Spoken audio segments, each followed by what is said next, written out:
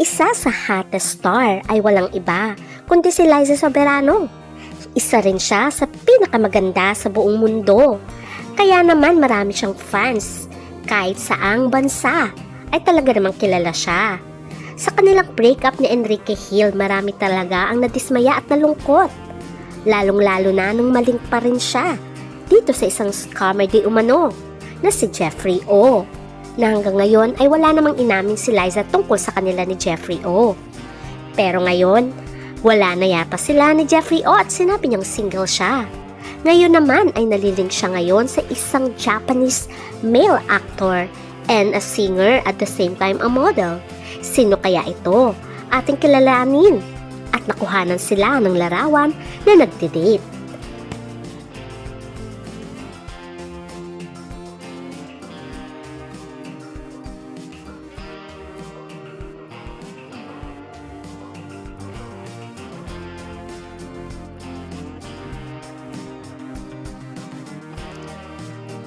Isa sa pinaka-hottest at pinakasikat na love team ay ang love team ni Liza Soberano at Enrique Hill.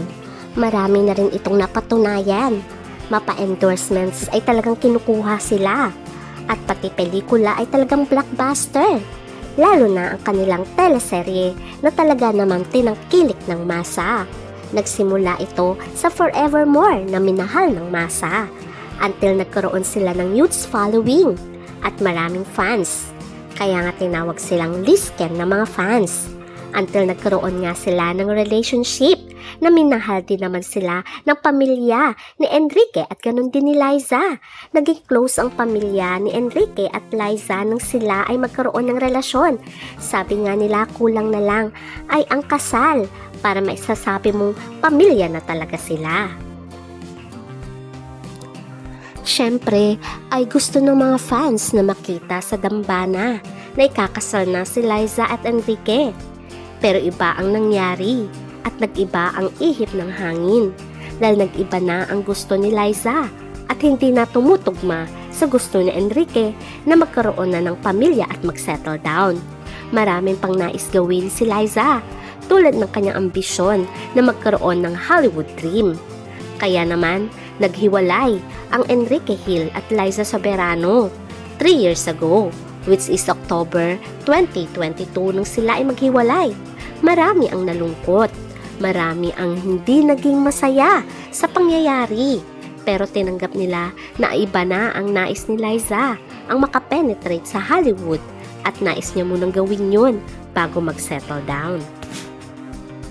Dahil na inilihim ni Liza at Enrique na hiwalay na pala sila.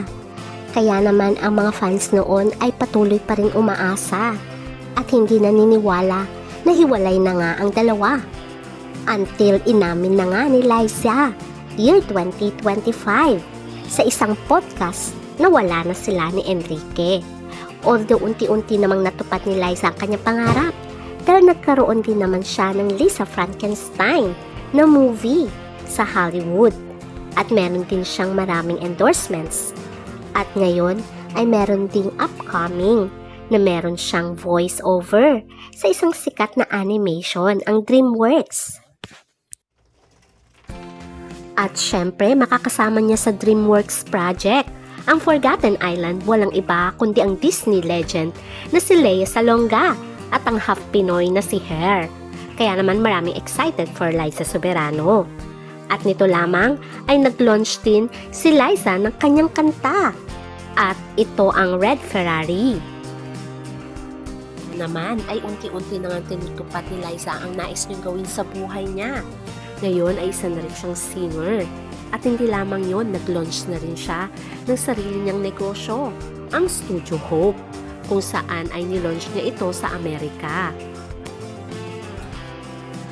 Marami naman ang naging masaya sa unti-unting pagkamit ni Liza ng kanyang pangarap. Ang ayaw lang ng mga fans na hindi nila matanggap ang pagkakalink ni Liza kay Jeffrey O. Alam naman natin na in-scam ni Jeffrey O. Walang iba kundi si James Reid. At wininingan pa nga ni James Reid si Liza na dati niyang manager si James Reid na iwasan itong si Jeffrey O. Pagkos ay in-unfollow ni Liza Itong si James at ang kanyang girlfriend na si Isa Pressman. Although matagal ng bulong-bulungan ang tungkol sa relasyon di umano ni Jeffrey O at Liza Soberano. Ito daw ang dahilan kung saan nagsiselos noon si Enrique Hill. At inamin nga din dati ng manager ni Liza pag nagmahal si Liza ay talagang bigay todo ayon kay Ogie Diaz. At siya rin ang nagsabi na may relasyon itong si Liza at si Jeffrey O. Matatandaan na ispatan si Liza at Jeffrey O sa Singapore noon na nakuhanan ng kamera. At hawak-hawak ni Jeffrey O ang clutch bag ni Liza Soberano. Kaya marami pa rin talaga ang napapaisip ano nga ba talaga ang relasyon ni Liza kay Jeffrey O na matagal nang iniwan ni James Reid itong si Jeffrey O at kinasuhan pa nga ito. Bakit daw hindi umiiwas si Liza kay Jeffrey O? Unless na lang kung may relasyon talaga ito.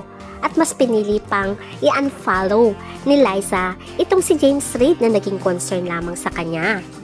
Until now ay walang kasagutan sa panig ni Liza until namatay na lamang ang issue sa kanila ni Jeffrey O. Recently lamang ay sinabi nga ni Liza habang siya ay very busy sa kanyang social media at sa kanyang launch ng bagong single ay siya ay single at hindi niya daw kailangan ang lalaki sa buhay niya at this moment. Kaya naman marami ang naging masaya dahil finally ay natauhan na di umano itong si Liza. At sana daw totoong hiniwalayan niya na itong si Jeffrey O na wala namang magandang maidudulot sa kanya dahil isa nga itong scammer. After nga ng kanilang hiwalayan, si Enrique at Liza ay nalink kung sino-sinong babae at lalaki. Si Enrique din ay nalilink at nagkaroon din ng controversy dahil nga di umano noon kay Frankie.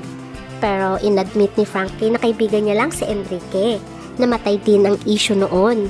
At ngayon ay nalilink nga si Enrique sa isang social media influencer na napakabata pa at ang sabi wala pang 18 years old. Ito ay walang iba kundi si Andrea Brown. Marami talaga ang na-curious at sinerch pa nga itong si Andrea Brown. Although sabi ng nanay ay 18 years old na ang kanyang anak. Marami rin nagsasabi ng 17 years old. Naging usap-usapan na baka ito na nga daw ang pinalit ni Enrique Hill kay Liza Soberano dahil meron silang mga sweet moments together sa isang private resort at private na lugar. At meron nga rin silang video kung saan ay nagsasayaw silang dalawa. Kapit tungkol kay Enrique at Andrea Brown. Marami din talagang nalungkot ano bang nangyari dito kay Enrique Hill. At mukhang pabata ng pabata ang naliling sa kanya. At isang wannabe o hindi kilala at hindi sikat. Buti na lamang ay kinalaro na ni Enrique ang tungkol sa chismis kay Andrea Brown. At dito na nga inamin ni Enrique ang tungkol sa kanila ni Andrea Brown. Kung ano talaga ang naging totoo sa kanila, kung may relasyon ba sila o hindi. Pakinggan ang kanyang interview kung saan ay inamin niya ang katotohanan. Friends lang kayo. Ay, TikTok lang. TikTok lang. Ay, sumasayaw kayo. Oha. Parang gano'n na, pero hindi oha yun. Kasi naging dance craze naman eh. Yeah, totoo. Sumisikat sa TikTok eh. Baka tinuruan niyo sumayaw. So hanggang doon lang. Yes. Friends lang po. Kinabihan mo. Maaminin naman yun. Maamin naman to eh. Super friendly naman ako. At dito inamin na rin niya ni Enrique na singles pa rin siya hanggang ngayon at very busy siya sa kanyang mga projects. I'm open to anything. Matatandaan to na maraming talking. projects ngayon si Hanging out. Enrique. May upcoming You show know, siya I've been together single with Andrea in a Brillantes. while since Ito my- ay isang teleserye at meron din siyang bagong pelikula na ipapalabas sa Metro Film Festival kasama si Piolo Pascual. Maraming naging masayang Lisken fans dahil kanya-kanya ng proyekto. Itong si Liza at Enrique at pareho silang busy at unti-unti na nilang natutupad ang kanilang mga pangarap sa kanilang mga karera. Kaya naman umaasa sila na magkakabalikan si Liza at Enrique dahil parehong single ngayon si Enrique at Liza Soberano. Kaya marami pa ring hopefuls na mga fans. Pero ano ito na naispatan na naman si Liza na may kasamang lalaki? Sabi nga nila, maliit lang ang mundo. Dahil naispatan nila sa New York City si Liza Soberano at si Kento Yamazaki na isang born Japanese actor at singer at the same time model na kasama ni Liza na mukhang masayang nagkukwentuhan habang kumakain. Nagde-date kaya ang dalawa? Sino nga ba si Kento Yamazaki? Born September 7, 1994. Sa Japanese actor and a model. Best known for starring in manga adaptations including films Another Film, Orange at iba pa. Isa rin siyang sikat na model at ngayon ay tinangkilik ang kanyang mga pelikula sa Netflix. Ito ay ang Alice in Borderland at Kingdom. Talaga namang sikat din talaga itong si Kento. Kaya sabi nga nila ay kung siya nga ang nais ni Liza ay bagay naman talaga sila. Sabi nga ng mga fans, at least itong si Kento ay sikat na Japanese actor.